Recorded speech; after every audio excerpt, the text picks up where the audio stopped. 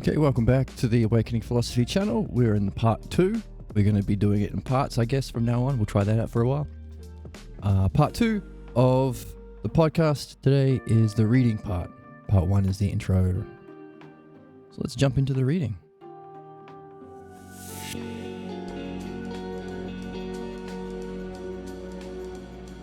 If you watch the intro, you will be up to speed with where we are in the reading.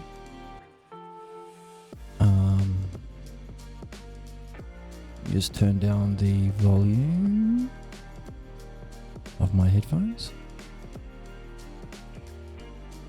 There we go.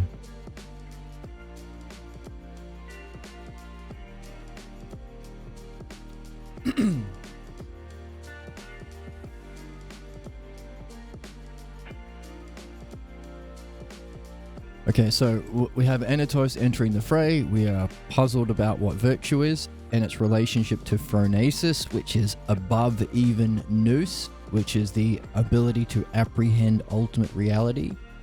Sometimes we call that the divine experience because it's eternal and it's limitless, boundless.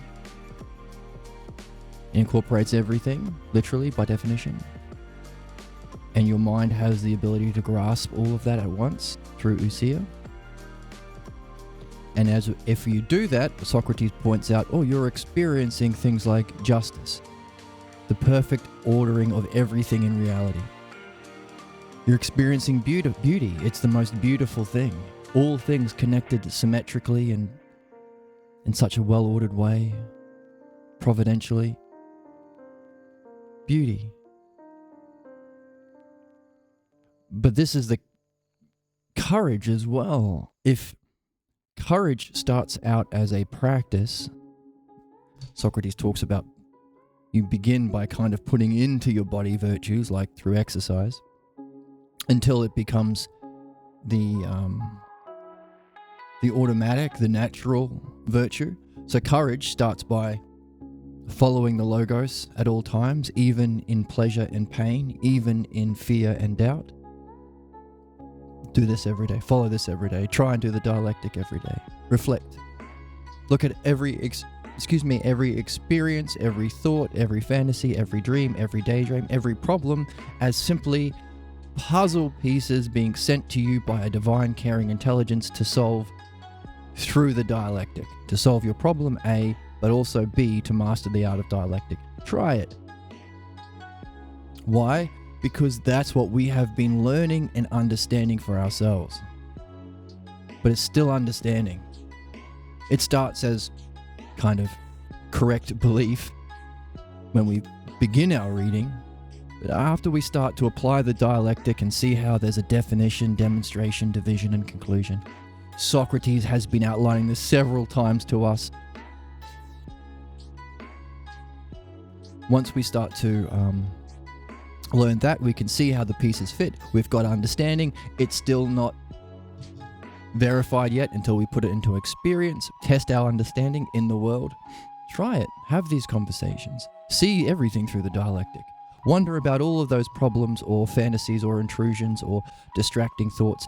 Wonder about all of them as puzzles. And share your experience, your ups and downs, your insights, your enlightenment experiences. Share it with us in the community. And we will try our best to match it, which would mean responding to your sharing of your highest vision and understanding with that same level of integrity that can match even that experience. In other words, creating a safe, supportive, encouraging environment for honesty and exploring puzzles and following the logos. Okay, so that's what we're aiming for here. And here's I have a lot more stuffies on my table. I got a few stuffies. I got the phoenix. And the dinosaur was neat. And the mushroom and Kirby. And I kind of liked the environment. I kind of liked having these little critters around. They're funny looking. So I got some more. It's like the baby version. I don't know if you can see it in the background. That dinosaur or Godzilla. I haven't decided whether it's a dinosaur or Godzilla. He protects my guitar, that guitar. And here is his avatar. His avatar. All right.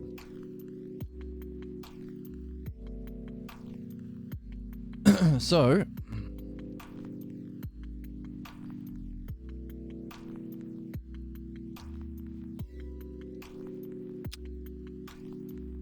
let's pick it up from Anitos and just hit the highlighted points so we get a sense of this person's character, this person's personality. And if you watched the intro for this episode, you might also wonder, I wonder what level of hierarchical development this Meno is on. Hi, welcome to the stream. So let's get a sense of his personality. Anitos. What's this virtue? Yes, that's the question we have. What is virtue? And Socrates is insisting we answer that question first before Socrates is the follower and Meno, the ignorant business bro we might call him today, from a wealthy family, he wants to lead the conversation despite not knowing anything, not knowing how to think. How do you think? The dialectic. Not knowing how to reason through arguments. How do you reason through arguments? The dialectic. So Meno is the main character. He doesn't know shit, but he's from a wealthy, well-connected family, and he thinks what it means to be educated is to act like you know. How many bosses, how many teachers, how many people in positions of authority don't know shit, but they act like they know?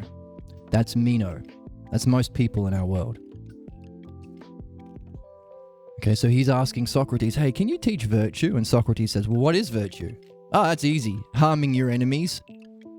Oh yeah, subjugating women. A virtue of man, virtue means excellence. What's the highest we can be? Yeah, the excellence of man is running a city, but the excellence of a woman is just running a kitchen.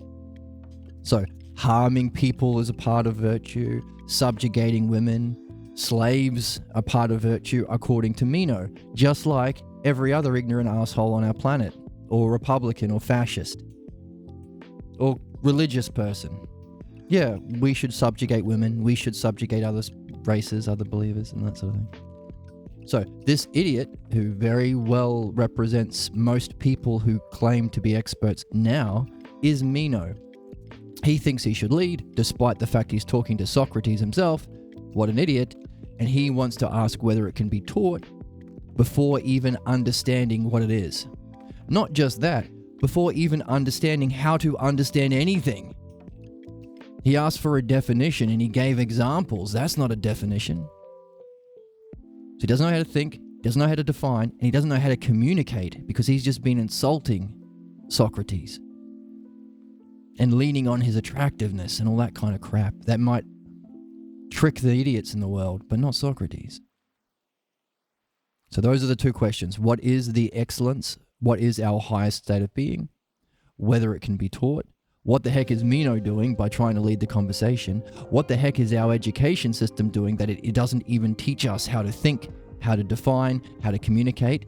All three of them is the dialectic, by the way. Dialectic being the structure of reasoning, to think. Dialectic being the structure of how to define things.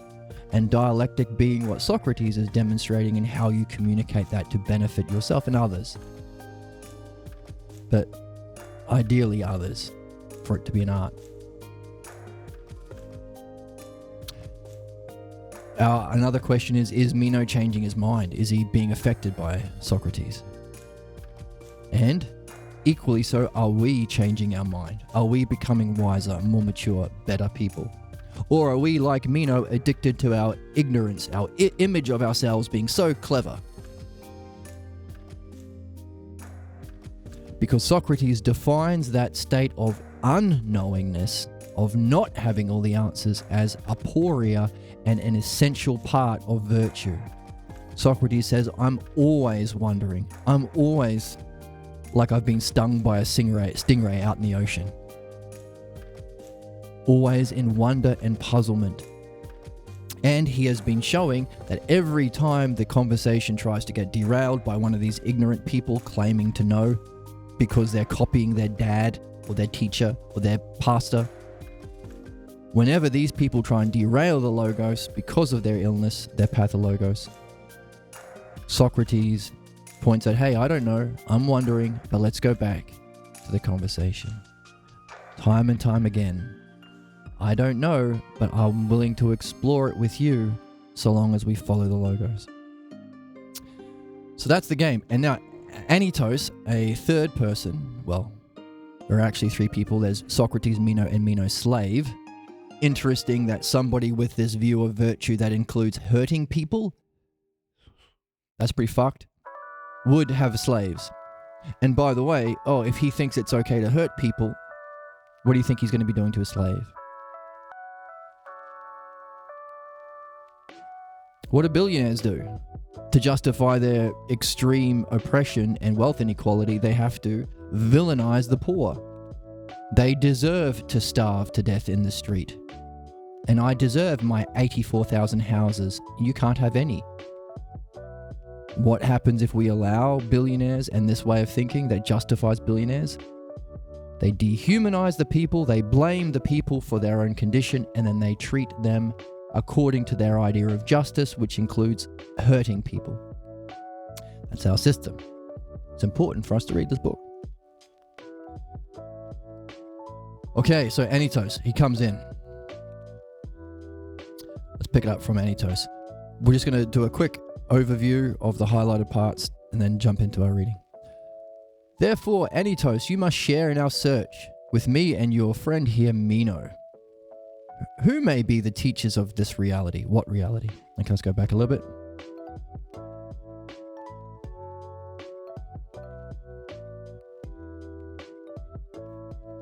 Let's go to here. This picks up the question as well.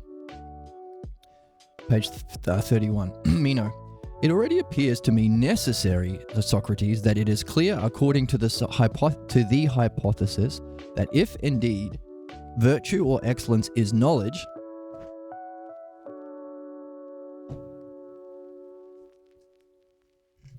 if it's knowledge, it's teachable. By the way, what we mean by teachable is learnable. By the way, in other words, you can't put it into somebody's head. You have to be the one learning it yourself.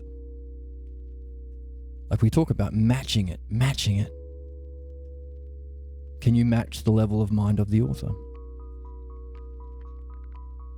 So it's not teachable, it's learnable, but we also remember from earlier in the book, all learning is essentially remembering. So if virtue is knowledge, what's knowledge? That experience of mind knowing itself, nous, or the second hypothesis. If it's that, if the highest excellence is pure knowledge, then it is rememberable.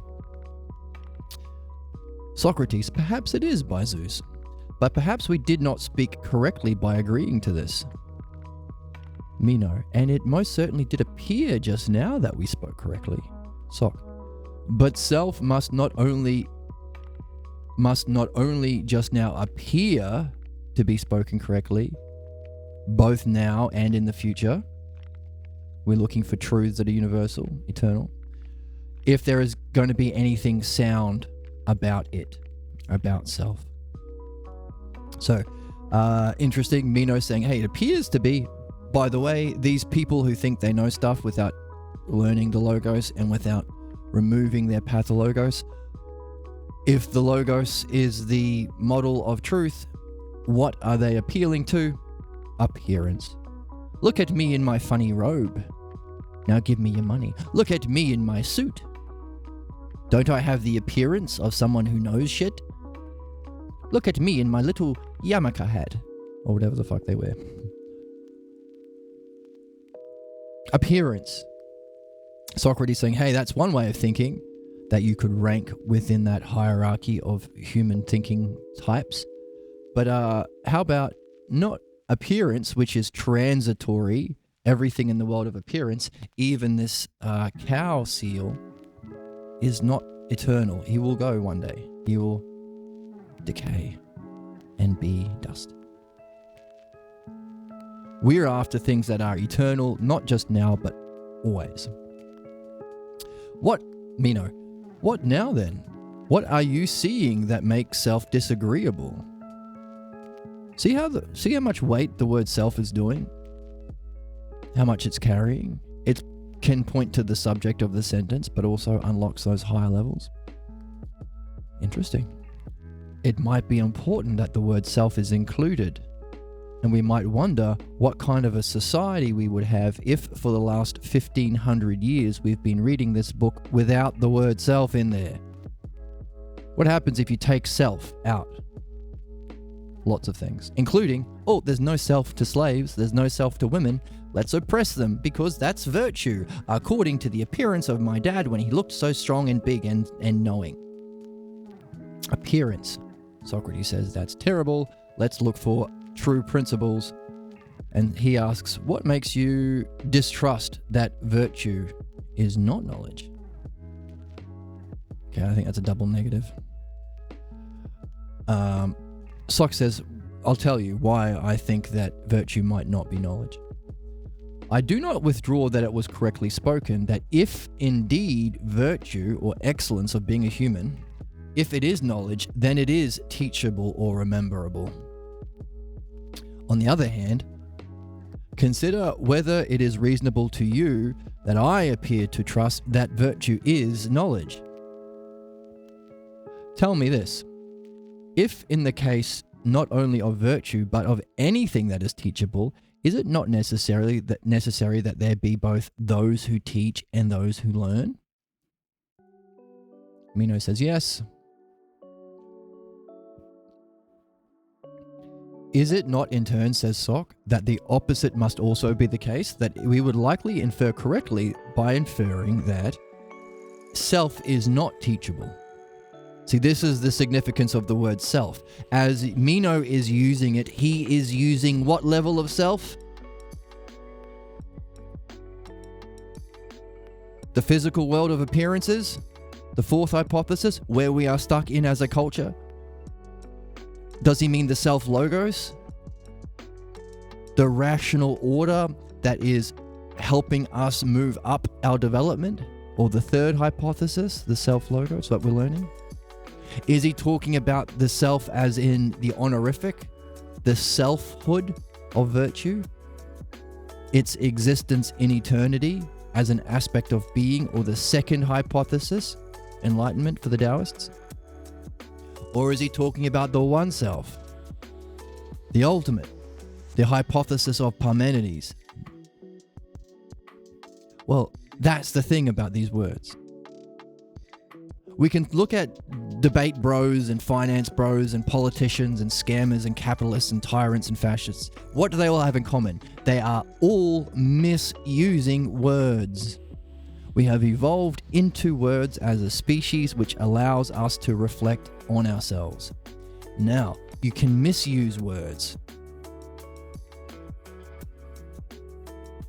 All of the debate bro bullshit, all politicians bullshit, not answering questions, muddying the waters, appealing to appearances and stuff.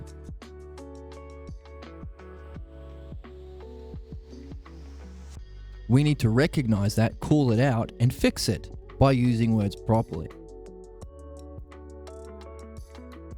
But also, we have to recognize that there are certain keywords like self that better be in our language, that better be in our translations, because it highlights the difficulties people are having so that we can help them and not use their difficulty as an excuse to exploit them or extract them money or profits or get them to do shit for us so they don't starve to death. All that capitalist fascist bullshit.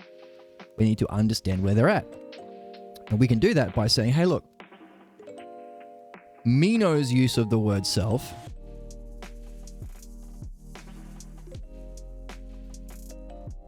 appeals to the physical thing, the self of the argument,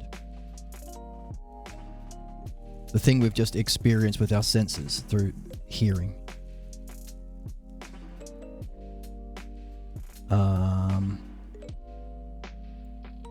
So we can even see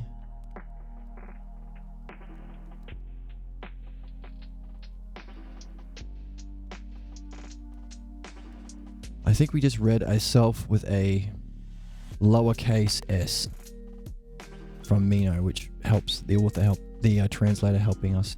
What makes self disagreeable? Whereas Socrates says, hey, the self I'm referring to isn't the utterance or the word or the physical appearance. It's that which is eternal. That's the honorific. And of course, Socrates, when he says here,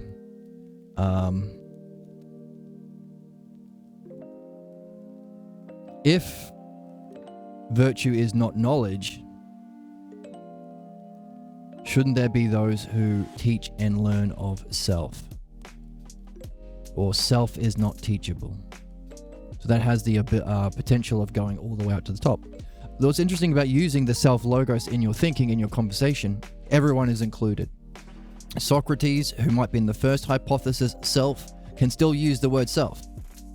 Meno will understand it relative to appearances because he doesn't think that exists. It hasn't been a part of his education at all, or culture.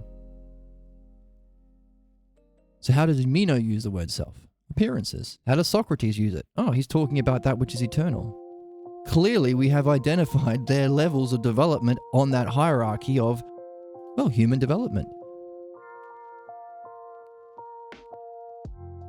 The significance of the right words and to read them without interpretation. Like when a patient comes into a doctor's office and the doctor has to prescribe him drugs that don't mix with alcohol. And the person goes, well, you know what? I drink three beers every day. The doctor has to listen to him saying those words. Otherwise, he'll prescribe the medication that doesn't mix well and the guy dies. Oh, when you say I have 3 beers, the way I interpret that is you don't have 3 beers. Interpretation.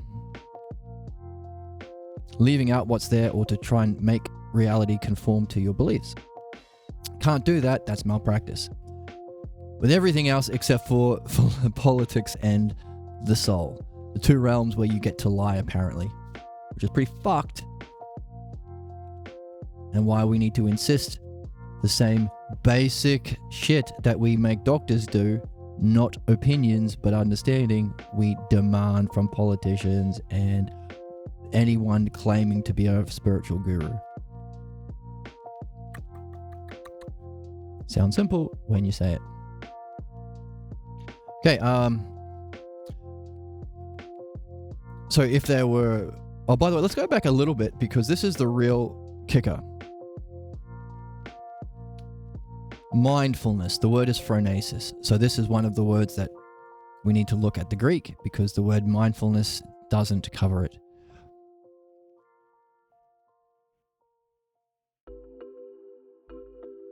Oh, there's so many good things here. All right, we've covered the mindfulness a lot. The word is phronesis, and that is a level beyond knowledge that Socrates is saying, hang on a second. You need to have phronesis. Actually, let's read it. Let's go over it one more time. This is the big one. Is the virtue that we're looking for, or the height of human experience, literally the best experience you can have? Like we mentioned the Taoist enlightenment, that yin-yang symbol. Their spiritual tradition has this experience of knowledge as the highest. They don't understand it because they don't have the logos. That's a mark of all other spiritual traditions. Now you can make the claim that Japanese Buddhism has something close to the logos in that it has the 10 ox herding pictures. But again, I mean, it's tapping at the door, isn't it? Doesn't have the content. Kind of poetic there is a recognition of stages of enlightenment and recognition of aspects that a guru can use to judge and so on, but again, lacks the logos, lacks understanding. If there was, you wouldn't have Taoism. You'd just have being a human. There is a spiritual tradition, just like there is medicine. And it's not to do with loyalty or what your daddy did. Okay, let's go back to this.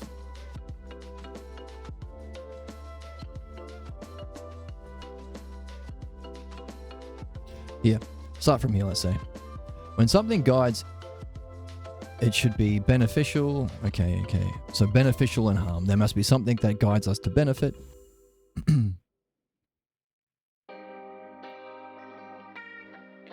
Sound-mindedness, courage, justice. That's the word justice. That's the word courage. That's the word sound-mindedness or temperance. I don't know why he doesn't translate it the right way.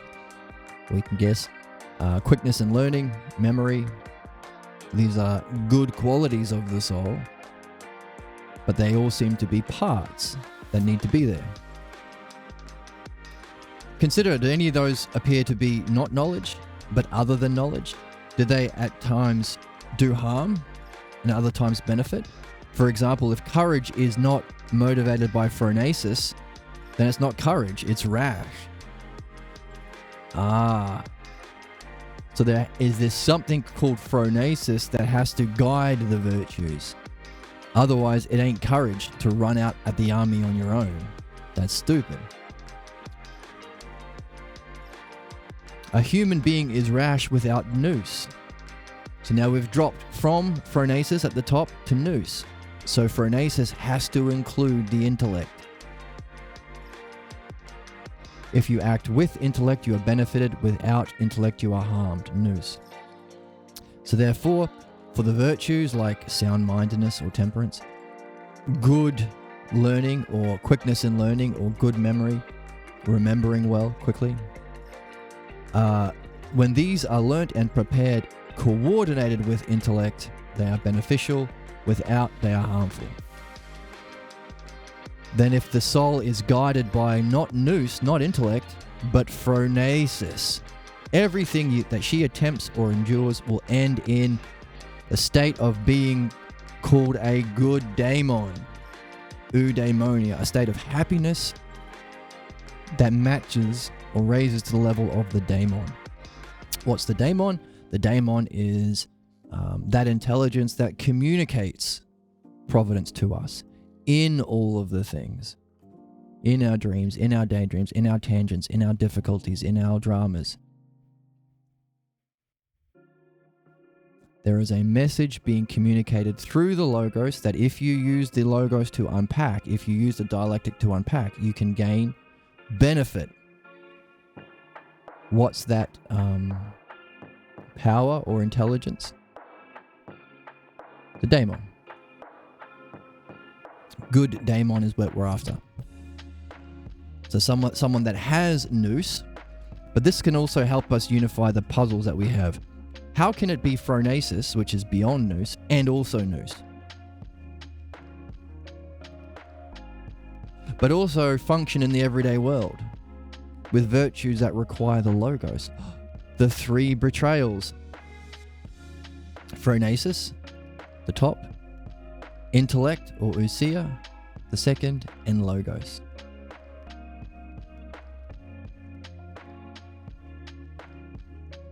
To benefit the self. The four great betrayals against our intellectual and spiritual tradition that we talked about in the intro. Removing the logos, removing nous or pure being, and removing the self and that state of phronesis. So, we want to have all of them. Somehow functioning with all of them is like a good daemon. And this word eudaimonia means not only that unity, but also the happiness that comes along. Not bliss, that's the second. A kind of a happiness about the self. So, if phronesis guides everything else you do, then everything you do will end in a eudaimonia state of mind, state of being. If it's led without phronesis, you will end in the opposite way. Accordingly, virtue is a certain one of those in the soul, and it is necessarily beneficial to self. Then self must be phronesis. And again, not mindfulness, the word is phronesis. P-H-R-O-N. That's the thing we're looking for here in the Greek. Seeing that all the selves of the soul on the one hand are neither beneficial nor harmful, so all of the selves of the soul or the virtues of the soul are not harmful or beneficial in and of their own. You're not brave if you fight everyone, but they become beneficial or harmful with the addition of phronesis or its lack. Now, we can say that the word aphronesis isn't an absence of phronesis, but the opposite of phronesis, in which case we can see Socrates pointing to what we understand as, well, if phronesis is the state of being of the one self, what's its opposite? The false image of the self, that's the pathologos. If you don't address the pathologos, you will end up harming your soul in everything you do. That's the significance of midwifery.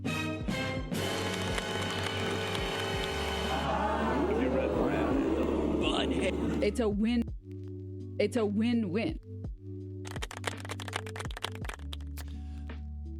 So, also in turn, in these cases, if the soul uses and guides them correctly, you will make the selves beneficial.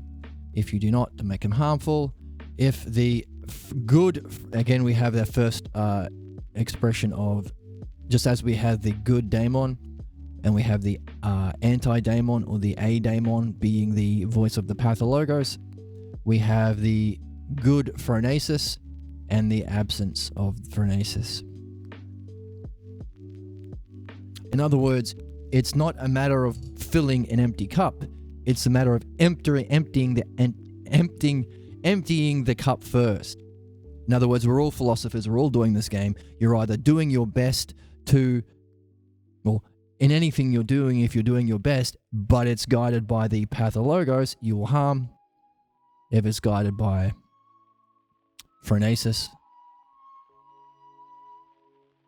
the true state of being of the self, which incorporates nous, which incorporates logos and is like a good daemon.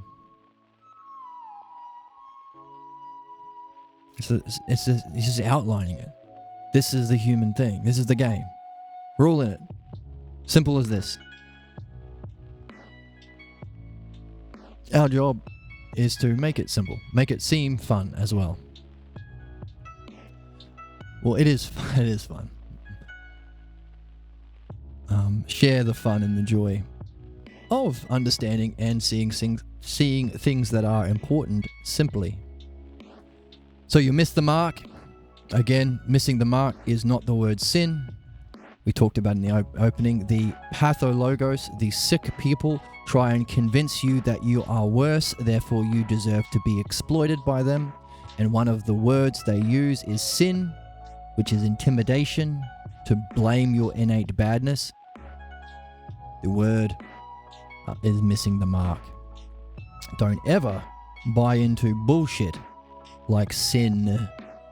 It's abuse of language and self. Child abuse. Never teach there's such a thing as sin. And if you thought, well, I never knew that, now you know. Don't ever teach it. Don't believe it. If you ever miss the mark, don't ever say it's because you have sin in your heart, or because you are less than Jesus, or because of the fall from grace, because Eve ate the apple, or anything that says that you are bad or wrong. You're not. It's lies from oppressive, pathologos-driven arsehole. Not assholes, because assholes are important and serve an important function. Jerks. The word is missing the mark. So, already we've wiped away the possibility of Christians abusing us and justifying it with their narrative. Oh, well, no, you can't be made better. You just have original sin. You made a mistake because you're bad and you should feel bad. And while you feel bad, I'm going to abuse you and take your money, and kick you and hurt your children. That's what happens. That's what is happening. That's the significance of fixing how we use logos or words. Missing the mark, not sin. Moving on. Every human being depends on the soul, of course. So the virtues of the soul depend on phronesis. Okay, so everything we do, even those terrible, terrible people teaching or trying to lie, if like the priests are lying, they know that the word isn't sin. But, you know, people lower down on the religious food chain, they don't know. They blindly obey and believe these idiots. But it's something they hold in their soul. An idea of virtue being... let's just fix something here. An idea of virtue being... that human beings are sinners. And therefore deserve whatever. Punishment. Can't be made better. That's impossible. But, let's just 1 2 1 2 1 2 1 2 1 2 1 2 1 2 1 2 1 2 1 2, boosting the volume a little bit.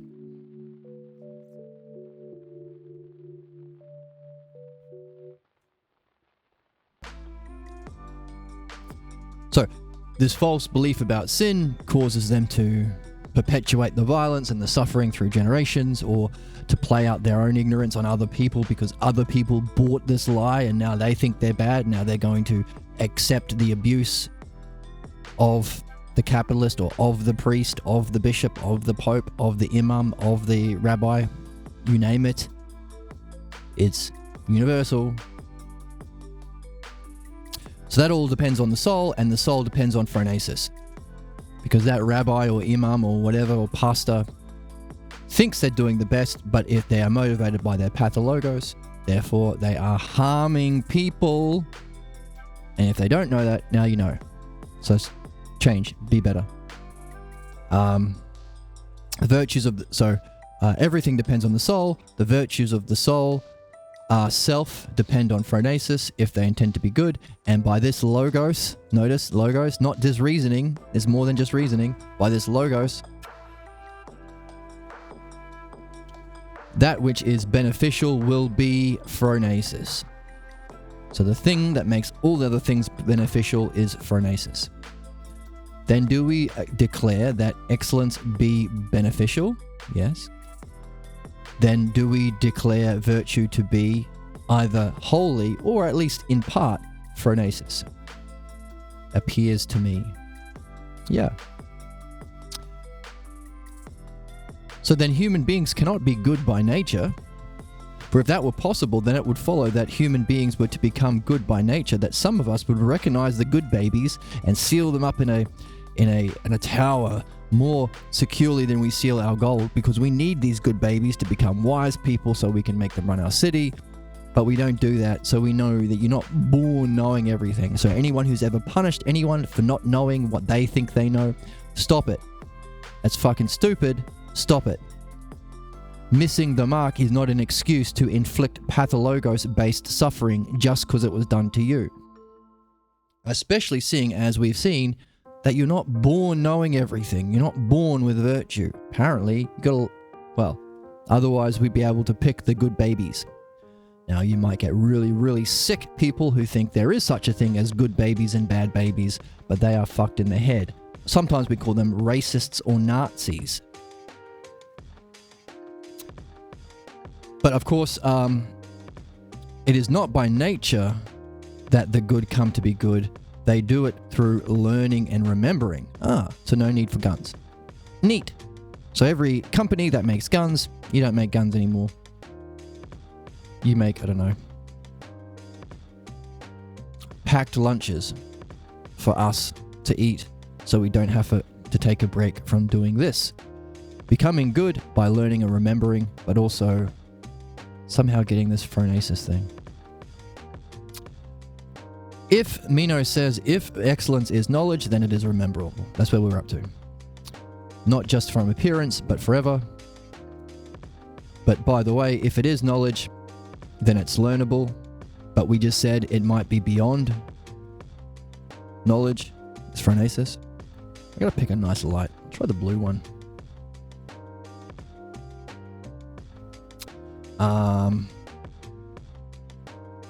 By the way, if it is teachable, wouldn't there be teachers and students? Good question. Socrates says, I'm constantly searching to see if there might be some teachers of this self. Now notice self, teachers of it, teachers of virtue, teachers of phronesis. Self lifts a lot. And that's just the way they thought, which is what we have to match in our reading. So even though I am doing everything I can, I am not able to find any teachers. And yet I indeed share this search with many, and especially of those whom I think to be most experienced in this reality. Different level of reality. And now, O Meno, Anitos has opportunely come to sit down here with us, with whom we must share this search. Thus it will be reasonable that we should share it. So maybe the addition of an extra person. Why does the little thumbs up keep happening? Am I thumbs upping while I hold one of my stuffies?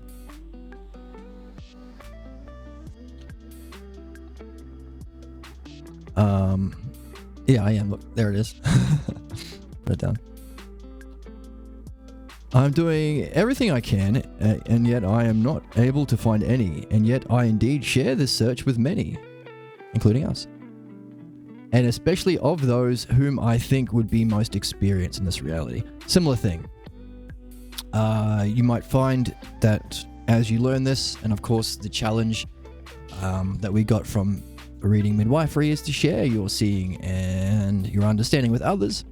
And if you do so, you will open or awaken higher aspects of your own self.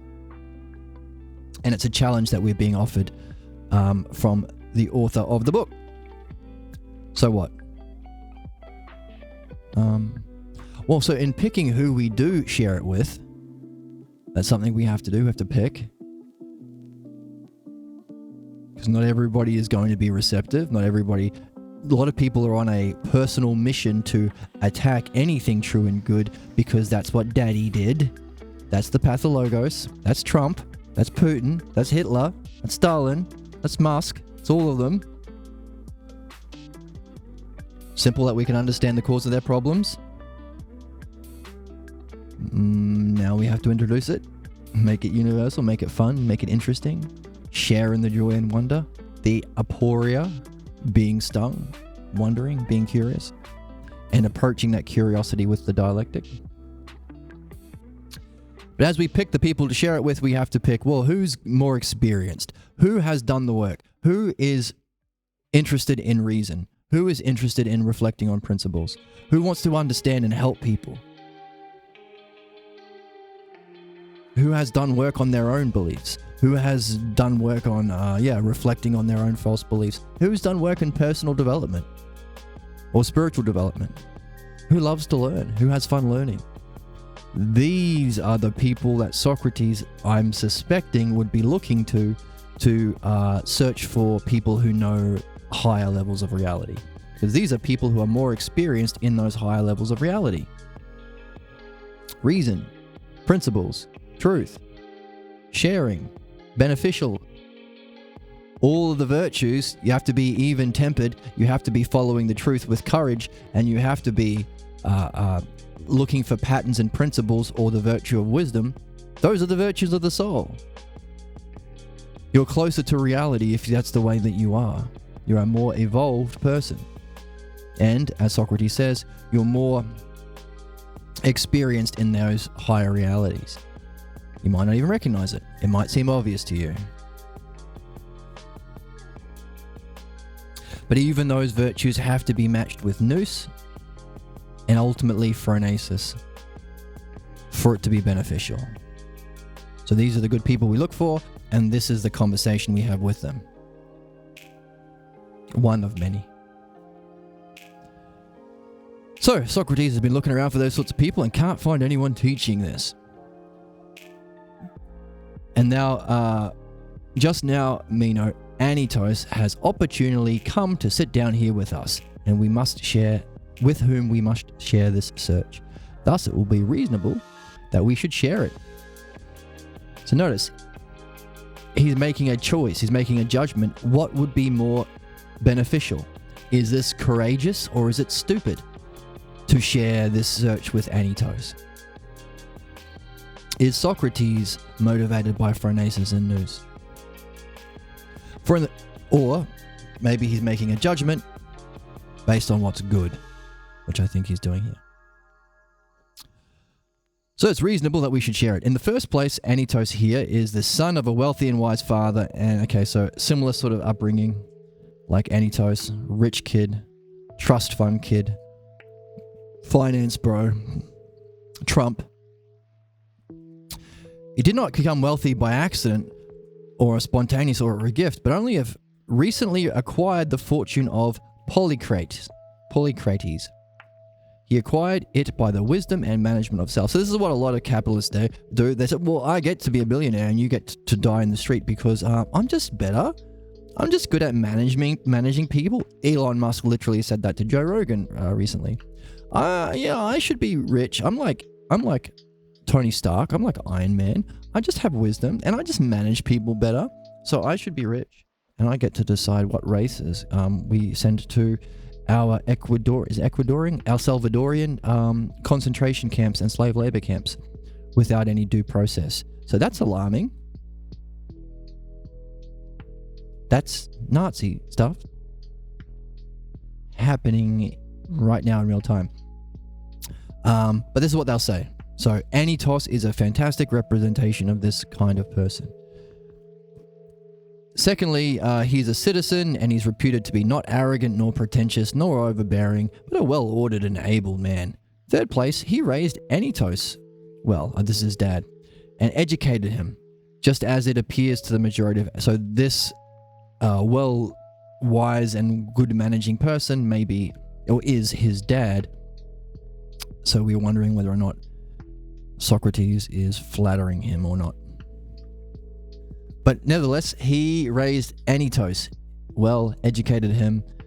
It appears to the majority of Athenians because they elected this guy, this dude, we haven't seen what he's like yet, to the highest offices. Surely then, along with such as these people, it is just to search for teachers of virtue, whether there are any or not, and who there might be. So he's saying, hey, the people who do select who should rule should be asking this question: what's justice? Who's got it? And how can they teach it? Because we want to put people who know justice in charge.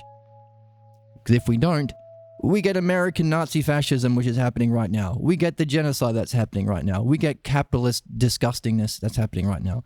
This is what follows if we are not asking what is justice, who has it, and who can teach it, and putting them in charge.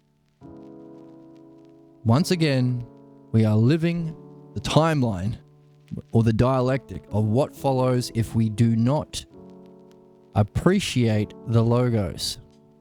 The pathologos takes over. So this relativist, every opinion is just as important. Maybe we should give Nazis an opinion. And whatever opinion they have, we should say it's just as valuable as Socrates' opinion. Nazi and Socrates, there's no difference. Everything is nothing. Relativism. Fucking bullshit. Grow up. If you don't, the Nazis will say, well, if I'm just as equal as Socrates, maybe I should run everything and start sending people I don't like to death camps. Or genocide them. This is what follows.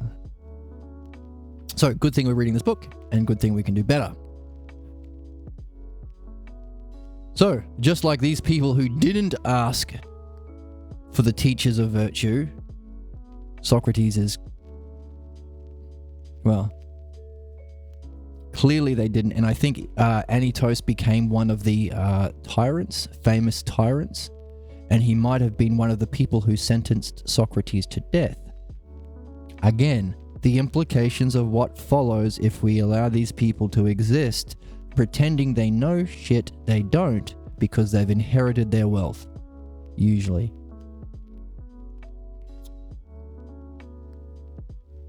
We gotta talk, we gotta learn, we gotta reflect, we gotta demand our leaders be better.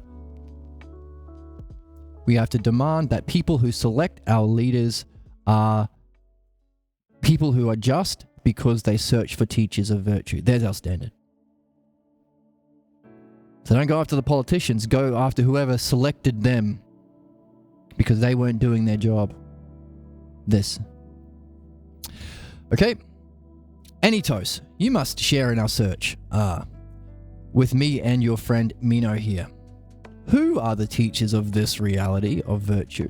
That includes nous, that includes logos. Let's go from the third, logos, third hypothesis. That includes nous, and that includes and is governed by phronesis. Who teaches that? Consider in this way, if we wish Meno here to become a good doctor, to which teachers should we send self? Again, the word self. Isn't it neat? Should we not send him to the doctors? All right, so this is, wow, we've gone back quite a bit, haven't we? Look at this.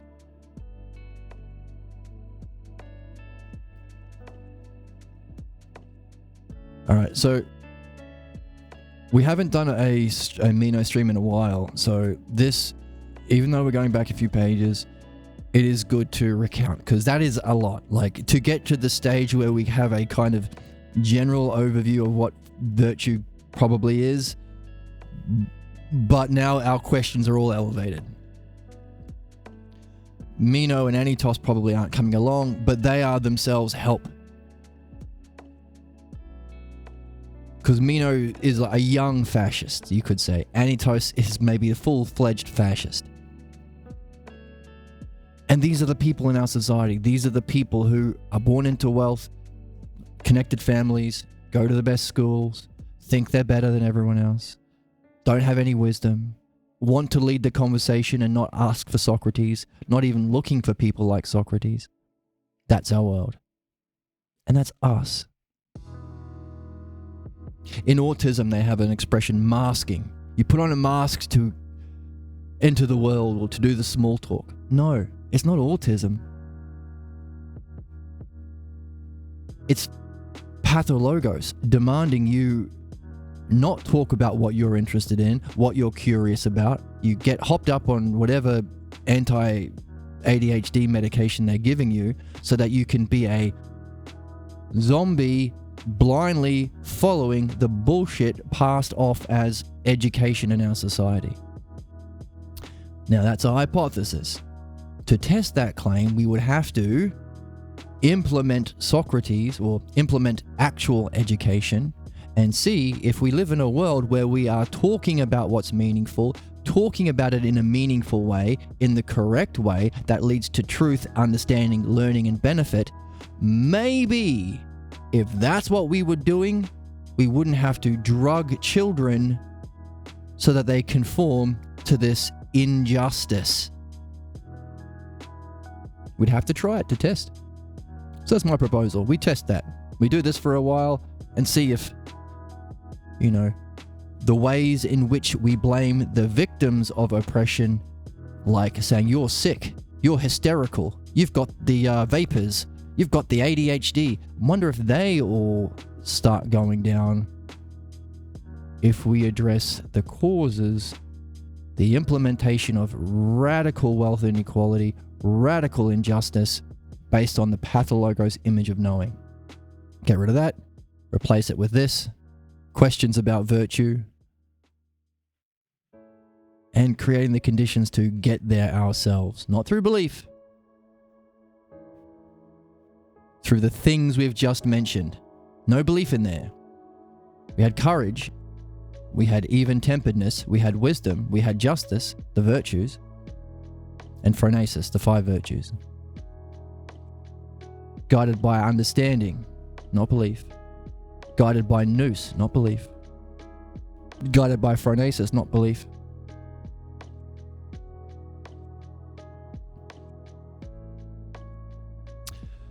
There it is for all of us to learn and practice speaking about, sharing about, and demanding from anybody in authority. Hey, you have an authority, you should be able to understand the good and explain it to me. Let's hear it. And it ain't going to be any bullshit use of words to attack me as a person. Follow the logos. So, it's been a while since we've gone back to it, but it's worth rereading because this is the essence of it.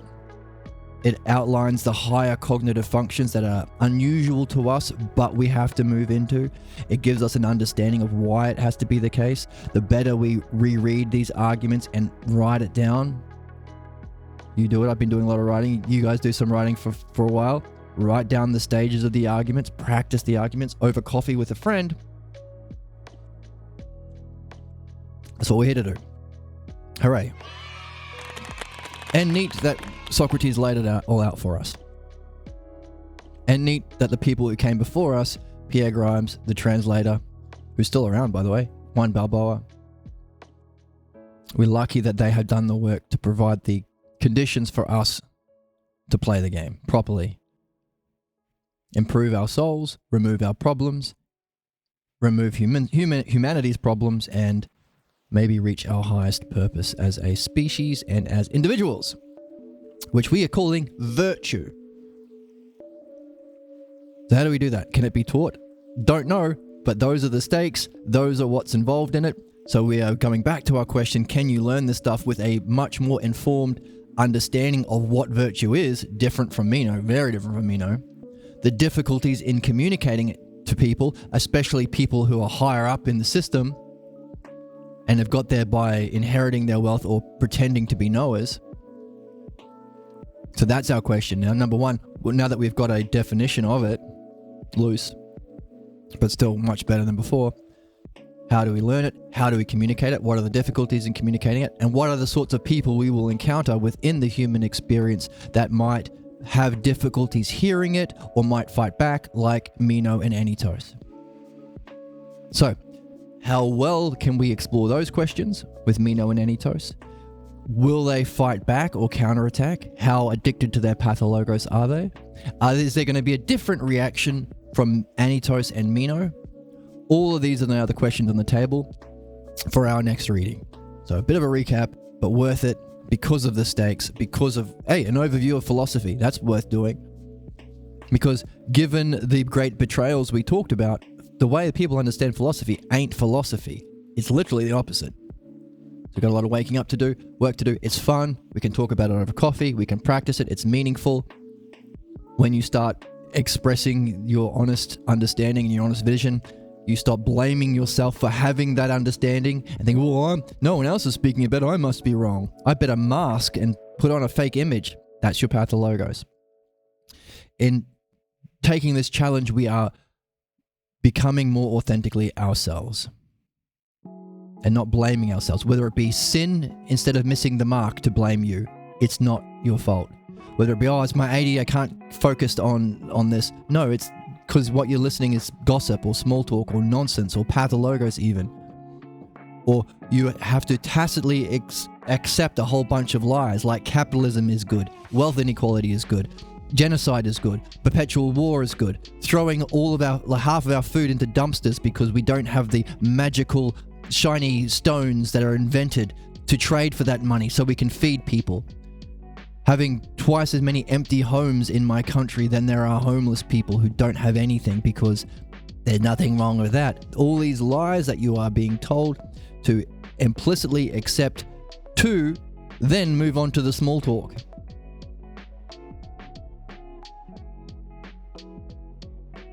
That might be why you're anxious. And those jerks are telling you to blame yourself for your aversion to their pathologos. That's fascism. That's the game. That those assholes are doing. We want to be better. We want to do the opposite of the harmful thing, do the good thing. That requires us learning a virtue. That requires talking about it and practicing it. That's what I'm encouraging you to do. I'm encouraging the community to create an environment, the soil for seeds to grow. And Next time we'll get Anitos's response, and we can wonder, is this doctor analogy good? If we wanted Anitos to be a doctor, we'd send him to be send him to good doctors who are good teachers. Equally so, if we want him to be a doctor of the soul, who do we send him to? And shouldn't there be teachers? That's Socrates' opening question to Anitos. Next time we'll see what he says, and we'll see how it goes. Lots of fun, lots of excitement. We are on that hump, but keep going. That's what it means to have courage. Keep looking for the logos and following it. That's wisdom. Keep your cool in the meantime. Do it at all times. There's your justice. In order to reach nous, the enlightenment experience of eternity and boundlessness, all of the things that we study in metaphysics, the paradigm of the logos, the paradigm of truth, and not just nous, but phronesis, which is beyond even that. Have fun. And speaking of fun, have fun trying this out. Remember, spend as much time reflecting on your experiences as you do having them. That's ousia, that's the dialectic, that's the logos, and that's how we learn. And on that note, thank you so much for joining me, whether it be on Twitch or YouTube. Feel free to follow on the Discord. You'll get a notification when we go live. And thank you for joining me so much. Say hello to cow-looking seal. Very nice. And I'll see you next time.